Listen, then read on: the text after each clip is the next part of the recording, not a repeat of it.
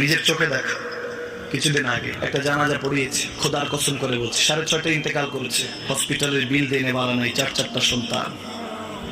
অ্যাম্বুলেন্সে ঘরে ঘরে আসবে, 1000-1200 টাকার বিল দেনে বাড়া নাই। কি বুঝলেন? ক্ষণস্থায়ী দুনিয়া।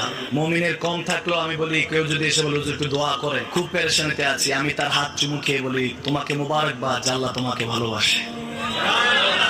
পেরেশানি তো মালিক দেয়, এই জন্য এটা রহমত মুমিনের জন্য। পেরেশানি দেয় যখন ফেরেশতারা বলে আল্লাহ চাইতেছে চাইতেছে, টাকা পয়সা চাইতেছে, বলে এটা কি? বলে ফাসেক, দে বিদায় কর, বিদায় কর।